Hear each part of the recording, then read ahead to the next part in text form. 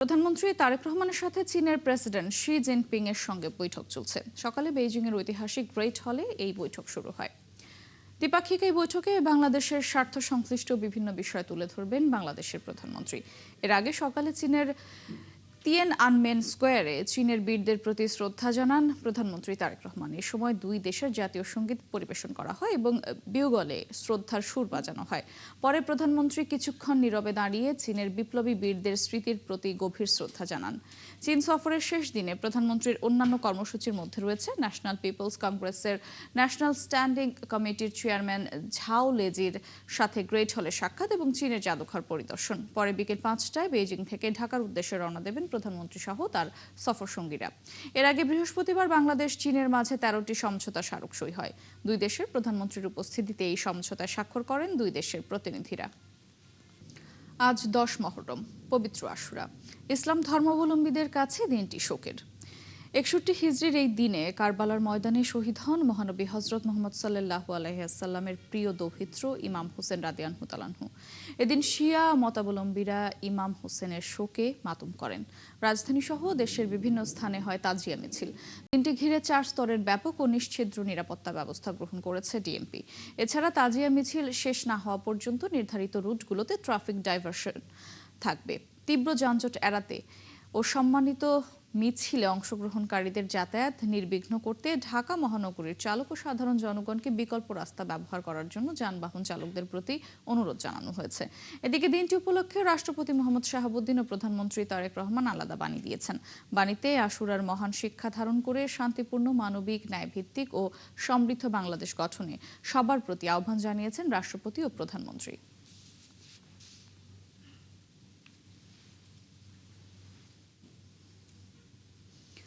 দর্শক, তাজিয়া মিছিলের আরো খোঁজ খবর রাখছেন সহকর্মী ফরহাদ ইবনে মালেক। সরাসরি যুক্ত হব তার সঙ্গে। ফরহাদ, তাজিয়া মিছিলটি এই মুহূর্তে কোথায় অবস্থান করছে? এছাড়া যারা মিছিলে অংশ নিয়েছেন তারা কি বলছেন জানাবেন।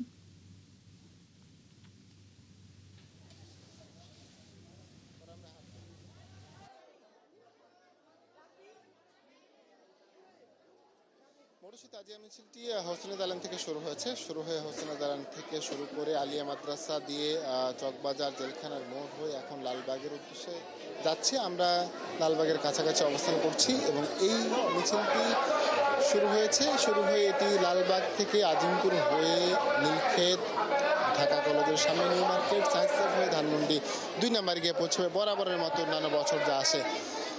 এই যে তাজিয়া মিছিল অর্থাৎ মহরমের 10 তারিখ যে শোকের মাতম, এই শোকের মাতমের আল্লাহ একটা মাহাত্ম্য রয়েছে মুসলিম ধর্মাবলম্বীদের কাছে। বিশেষ করে মুসলিম ধর্মাবলম্বীদের মধ্যে যারা শিয়া পন্থী যারা রয়েছে তাদের কাছে এর গুরুত্ব অপরিসীম। তারা এই দিনটাকে তাদের সবচেয়ে বড় শোকের দিন হিসেবে তারা নিয়ে থাকেন এবং শোকের দিনে তারা মাতম করতে করতে পথ দিয়ে মাতম করতে করতে তারা চলতে থাকেন। এর কারণ হচ্ছে এই হিজরি 61 সনে মহরমের 10 তারিখ কারবালার ময়দানে ইয়াজিদের বিপক্ষে যুদ্ধের ময়দানে শহীদ হন ইমাম হোসেন রাদিয়াল্লাহু আনহু সহ তার পরিবারের সবাই। সেই শোককে শক্তিতে পরিণত করা এবং সেই শোককে সারা জীবন বুকের মধ্যে নিজেদের মধ্যে ধারণ করার উদ্দেশ্যে শিয়া মতাবলম্বী যারা রয়েছেন তারা এই শোকের মাতম করে থাকেন। আমরা কথা বলেছি অনেক শিয়া মতাবলম্বী যারা রয়েছেন তাদের সাথে, তারা বলছেন যে এই যে শোক, এই শোককে তারা তাদের জনজীবনে শক্তিতে রূপান্তর করতে চান। যে শোক একটা স্ফুলিঙ্গ হয়ে ফুটবে অন্যায়ের বিরুদ্ধে, যে শোক স্বৈরাচারের বিরুদ্ধে ফুটে উঠবে, যে শোক অন্যায়, অবিচার, খুন, হামলা, হত্যা, রাহাজানি সবকিছুর বিরুদ্ধে দাঁড়াবে। যেই শোক একসময় মানুষের বুকে ছিল, যেই শোক এখন ইরানের মাধ্যমে সারা বিশ্বে একটা স্ফুলিঙ্গের মতন ফুটে উঠেছে। সারা বিশ্ব দেখছে যে শিয়া মতাবলম্বী যারা রয়েছেন তাদের যেই শোক, সেই শোক কতটা শক্তিতে পরিণত হয়েছে। আমরা কয়েকজনের সাথে একটু কথা বলার চেষ্টা করি যে তারা এই শোকের দিনটাকে আসলে কেমনভাবে দেখছেন। আমরা একটু কথা বলবো। ভাই, মহরমের 10 তারিখের যে তাজিয়া মিছিল, এই শোকটাকে আপনারা কিভাবে দেখেন? আমরা এটা হযরত ইমাম হোসেন সাল্লাল্লাহু আলাইহি ওয়াসাল্লামের প্রতি বছরই আমরা এটা পালন করি, ঠিক আছে। কিন্তু আমরা এই শোক কমই আমরা উনি স্মরণে আজকে 10ই মহরম ওনার স্মরণে আমরা এই মিছিলটাকে করে নিয়ে যাচ্ছি। আপনাদের কাছে এই শোকটা কতটা শক্তি রাখে? এটা যতক্ষণ আল্লাহ আমাদের যতক্ষণ আমরা জীবন বেঁচে আছি আমাদের কাছে অনেক আছে। আমরা হযরত ইমাম হোসেনের স্মরণে এই মিছিল আমরা নিয়ে যাব। এটা কতটুকু পর্যন্ত যাবে আজকের এই মিছিল? আমরা এটা যাব জিগাতলা পর্যন্ত, কারবালা ময়দান পর্যন্ত। ধন্যবাদ আপনাকে। মৌটুসী, যে মিছিল চলছে শুনছিলেন যে কয়েকদিন কথা বলছিলেন যে তাদের কাছে এই শোকের মাহাত্ম্য আসলে কতটুকু গুরুত্ব বহন করে। নারী পুরুষ নির্বিশেষে তারা বেরিয়েছেন এবং তারা খালি পায়ে পুরো রাস্তা জুড়ে তারা প্রদক্ষিণ করছেন এবং তাদের কণ্ঠে একটা স্লোগান চলছে, হাই হোসেন হাই হোসেনের, যেই স্লোগান দিয়ে তারা এই ইমামবাড়া থেকে বের হয়ে যান এবং বের হয়ে তারা এই জিগাতলা পর্যন্ত যান। একটা বিষয় জানিয়ে রাখি যে ঢাকা শহরে অর্থাৎ এই রাজধানীতে মোট 63টি তাজিয়া মিছিল বেরোচ্ছে। এর মধ্যে সবচেয়ে গুরুত্বপূর্ণ তাজিয়া মিছিলটি হচ্ছে এই পুরান ঢাকার যে ইমামবাড়া থেকে যে মিছিলটি বের হয় বকশীবাজার এখান থেকে, যেটি লালবাগ হয়ে জেলখানা মোড় চকবাজার লালবাগ হয়ে নীলক্ষেত আজিমপুর দিয়ে একেবারে জিগাতলায় গিয়ে শেষ হয়। এছাড়া আরও কয়েকটি তাজিয়া মিছিল হয়, যার মধ্যে মিরপুরে তাজিয়া মিছিল রয়েছে, মোহাম্মদপুরে তাজিয়া মিছিল রয়েছে, বিভিন্ন জায়গার তাজিয়া মিছিল রয়েছে। তো তাজিয়া মিছিলের খবর জানাচ্ছি আমরা, আরও খবর জানানোর চেষ্টা করবো যে কী কী হচ্ছে, কতটুকু পর্যন্ত যাচ্ছি, সে পর্যন্ত আমাদের সাথে থাকুন। ধন্যবাদ ফরহাদ আপনাকে। দর্শক, তাজিয়া মিছিলের খবর জানাচ্ছিলেন ফরহাদ ইবনে মালিক। এবার একটু আমরা আইন শৃঙ্খলা পরিস্থিতির খবর জানতে তাজিয়া মিছিলের যে আইন শৃঙ্খলা পরিস্থিতি সেই খবর জানাবেন সহকর্মী নাদিয়া শারমিন। নাদিয়া, আশুরা উপলক্ষে রাজধানীর আইন শৃঙ্খলা পরিস্থিতি কেমন দেখছেন জানাবেন।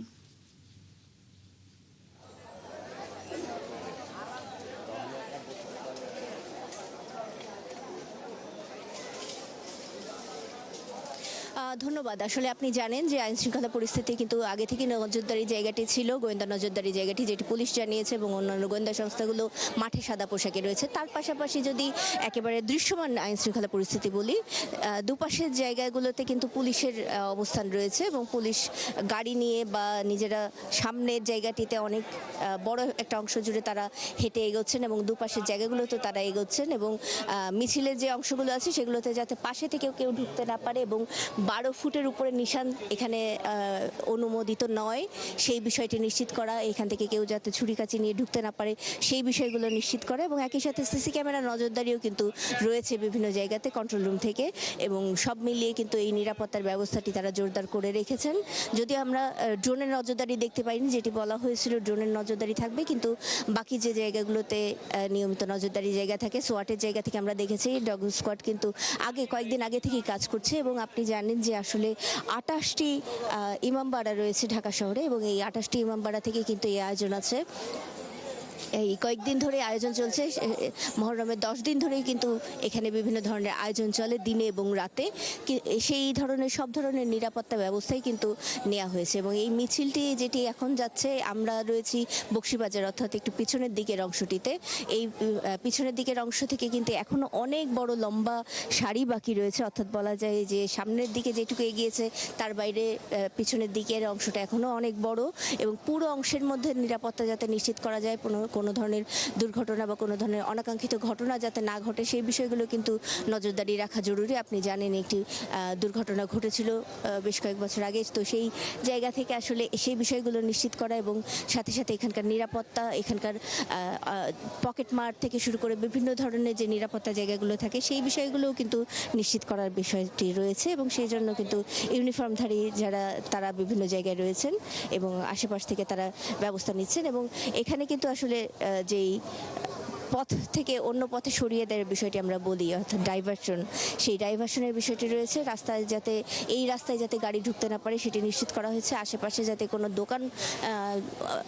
ভ্রাম্যমান দোকান বসতে না পারে সেই বিষয়গুলোও কিন্তু এবার দেখা হয়েছে বলে আমরা দেখেছি এবং সব মিলিয়ে কিন্তু নিরাপত্তা যে ব্যবস্থাটি নিয়ে আমরা কথা বলেছিলাম, বম ডিসপোজাল ইউনিটও সামনে ছিল, বম ডিসপোজাল ইউনিটের গাড়িও সামনের দিকে রয়েছে, পিছনের দিকেও বিশেষ করে বিশেষায়িত যে টিমগুলো রয়েছে, ইউনিটগুলো, সেগুলোকে স্ট্যান্ড বাই রাখা হয়েছে এবং অনলাইন গুজবের যে জায়গাটি রয়েছে সেটি প্রতিরোধে কিন্তু কাজ করছে এই আইনশৃঙ্খলা রক্ষাকারী বাহিনী প্রথম থেকেই এবং সব মিলিয়ে এই জায়গাগুলোতে তারা ব্যবস্থা নেওয়ার সর্বোচ্চ চেষ্টা করছে এবং কোনো ধরনের যাতে অগ্নিকাণ্ড বা অন্যান্য কোনো ঘটনা ঘটলে ব্যবস্থা নেওয়ার অবস্থা থাকে সেই বিষয়গুলো কিন্তু তারা নিশ্চিত করছেন। সব মিলিয়ে এই যে নিরাপত্তার জায়গাটি এবং আরেকটি যেটি দেখা যাচ্ছে যে এই মিছিলের মধ্যে পিছনের দিকের অংশে যারা রয়েছেন তারা বেশ একটা দূরত্ব বজায় রেখে বেশ বেশ বড় অংশ জুড়ে দূরত্ব বজায় রেখে কিন্তু আস্তে আস্তে যাচ্ছেন, যার কারণে একেবারে গাদাগাদি যে ভিড়টি সেইটি কিন্তু আমরা দেখতে পাচ্ছি না।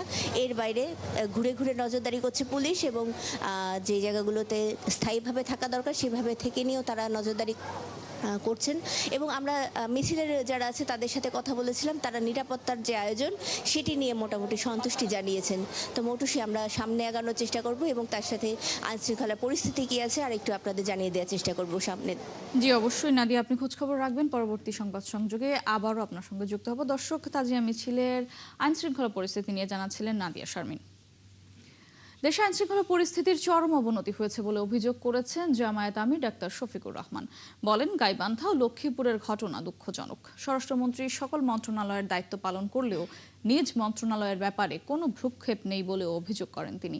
সকালে মগবাজারে জামায়াতের কেন্দ্রীয় মজলিসে শুরার উদ্বোধনীতে তিনি এসব বলেন।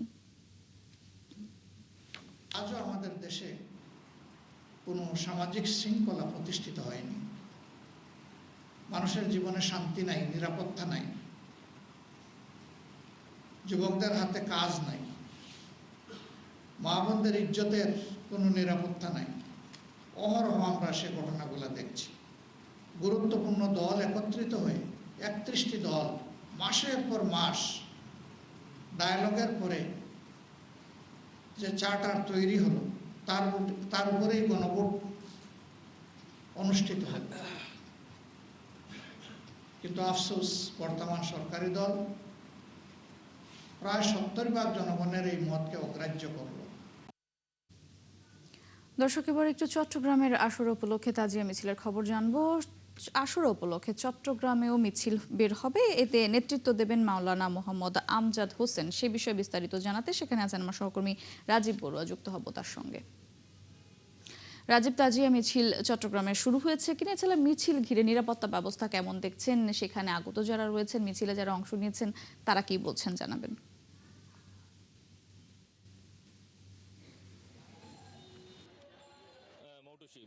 আজকে পবিত্র আশুরা উপলক্ষে চট্টগ্রামের সদরঘাটের যে ইমামবাড়া আছে সেইখান থেকে এখানে মিছিল বের হয়েছে।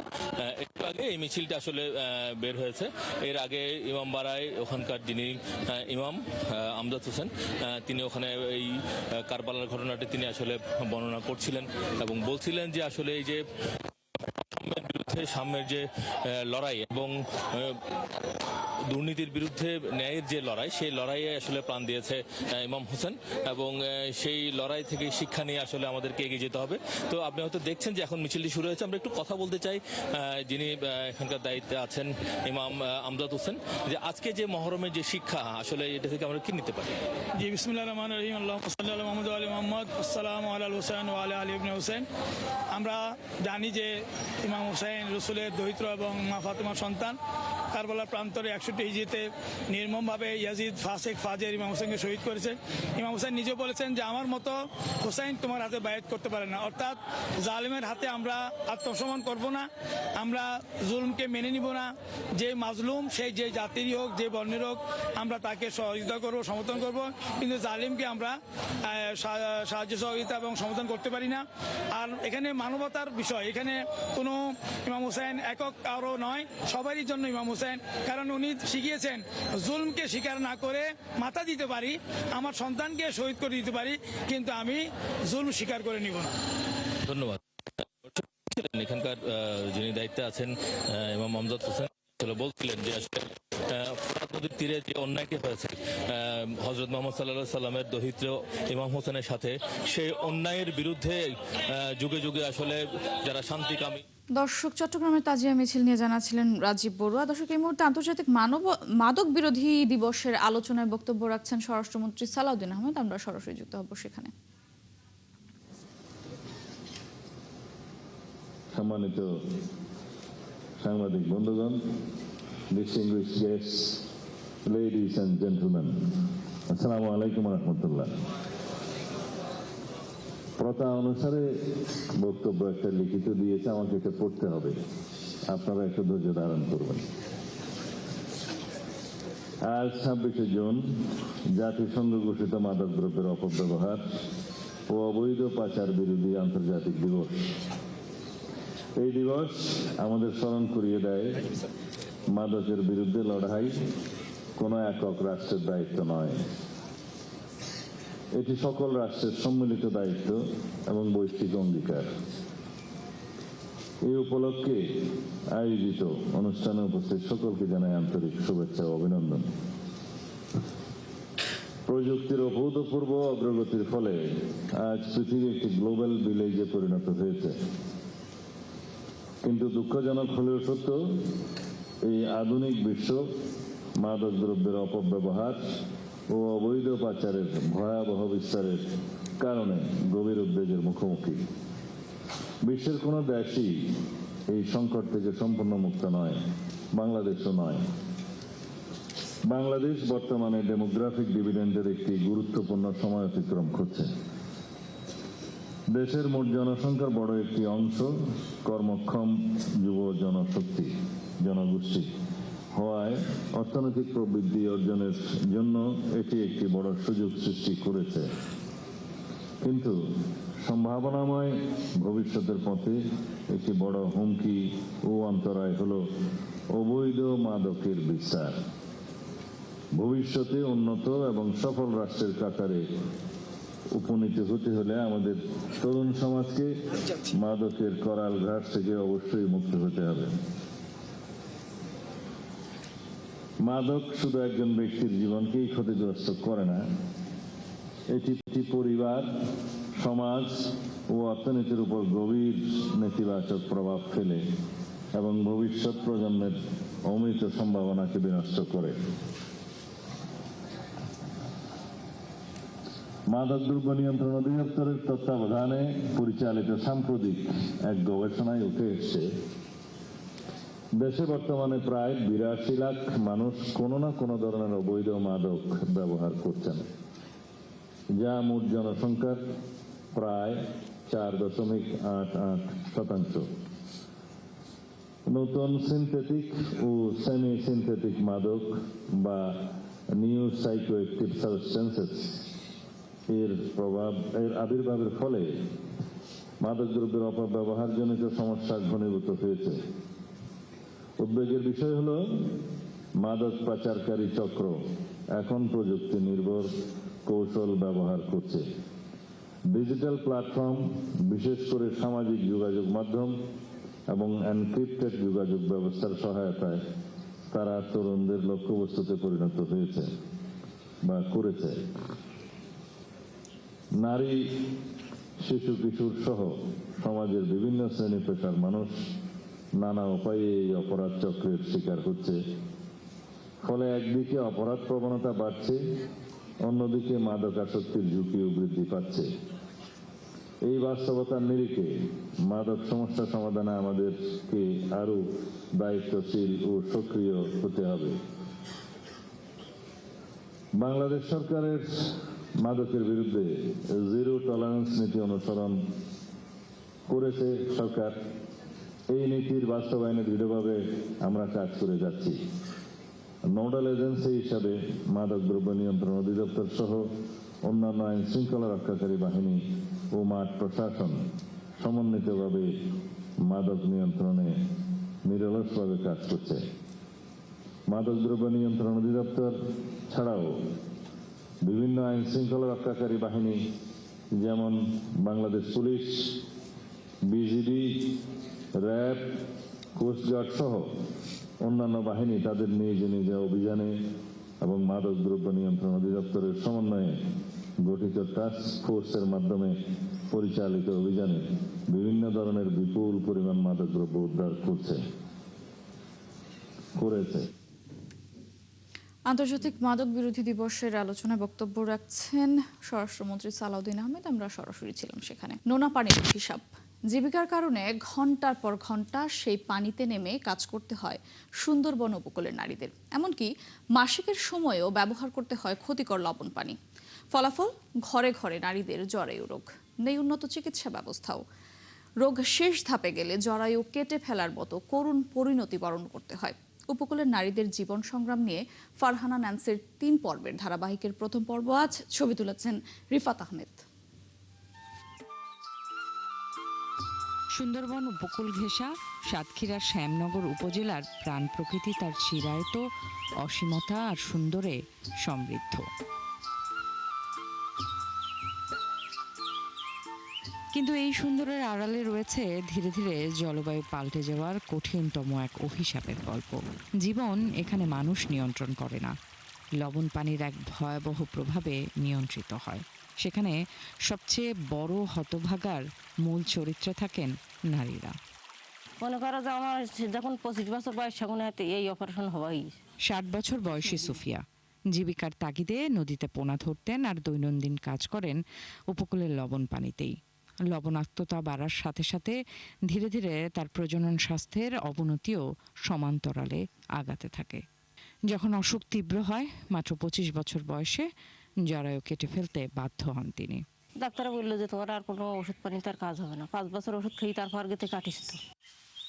শ্যামনগরের বদ্বীপ ইউনিয়ন গাবুরার প্রায় প্রতি বাড়ির নারীরা ভুগছেন জরায়ুর অসুখে। ক্যান্সারের দিকে ধাবিত হলেই এক পর্যায়ে তা কেটে ফেলতে বাধ্য হন তারা। মাসিকের সময় লবণ পানি ব্যবহার করতাম, সব সময়ের জন্য লবণ পানি ব্যবহার করে আঙ্গায়। এটা থেকে তাতে আমাকে বেশি নষ্ট হয়ে আল্ট্রাসাউন্ড করে দিকে আসলো, যে দেখলাম তো বললো কি যে কাটা লাগবে। এই যেমন 60 বছর বয়সী বকুল খাতুন জীবিকার তাগিদে একটা সময় 4 থেকে 5 ঘন্টা কোমর পানিতে ডুবে নদীতে পোনা ধরতেন।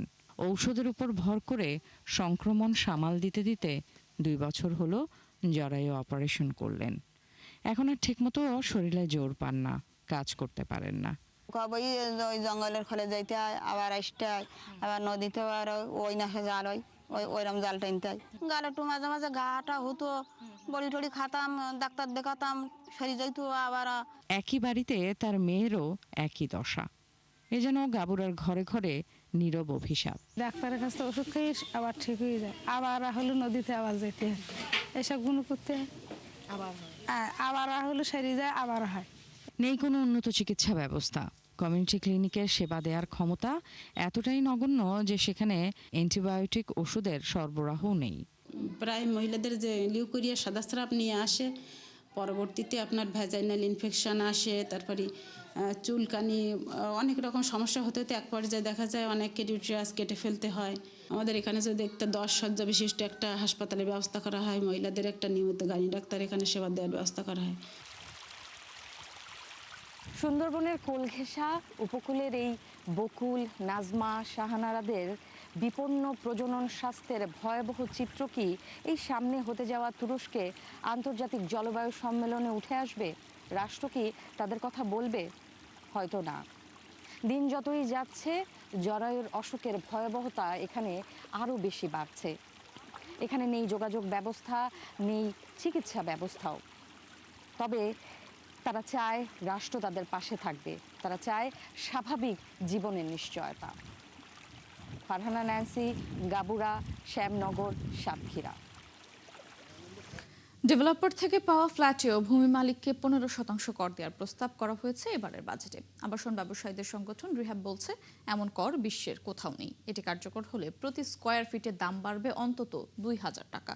আর বিশেষজ্ঞরাও মনে করেন এই কর বাস্তবায়ন করলে আবাসন ক্রয় থেকে বঞ্চিত হতে পারে মধ্যবিত্তরা। তাই এই কর প্রত্যাহার চান তারা। জাহিদুল ইসলামের প্রতিবেদন। ফ্ল্যাট তৈরির চুক্তি অনুযায়ী জমির মালিককে বায়না বা সাইনিং মানির টাকা দেয় ডেভেলপার কোম্পানি। সেই টাকার আবার 15% করও পরিশোধ করতে হয়। এবার বাজেটে প্রস্তাব করা হয়েছে ডেভেলপারের কাছ থেকে প্রাপ্ত ফ্ল্যাটের 15% কর পরিশোধ করতে হবে জমির মালিককেও। এর কি প্রভাব পড়তে পারে তার ব্যাখ্যা দিলেন এই আবাসন ব্যবসায়ী। যখন একটা ল্যান্ড ওনার জমি নেই, ডেভেলপ করতে দেয় সে, বেসিক্যালি হয় কি, যখন তার টাকা থাকে না তখন তো সে ডেভেলপারের কাছে আসে। যে জিনিসটা তার হাতে নাই সেই টাকার উপরে 15% ভ্যালুয়েশন করে তাকে ট্যাক্স দিতে হবে। এই টাকাটার জন্য তারা ডেভেলপারকে চাপ দেবে, আর ডেভেলপার কি করবে, তখন গ্রাহকদের উপরে চাপটা পড়বে। আবাসন ব্যবসায়ীদের সংগঠন রিহাব বলছে এমন কর বিশ্বের কোনো দেশেই নেই। এই ট্যাক্সের কারণে পার স্কয়ার ফিট কমপক্ষে 2000 টাকা রেট বেড়ে যাবে। পৃথিবীর কোথাও নাই।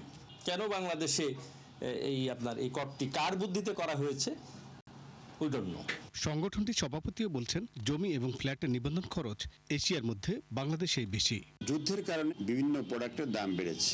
বাজারে দেখা গেল যে সিমেন্টের দাম ট্যাক্স নতুন করে আবার করা হয়েছে, রডে করা হয়েছে, কেবলে অনেক বেশি করা হয়েছে।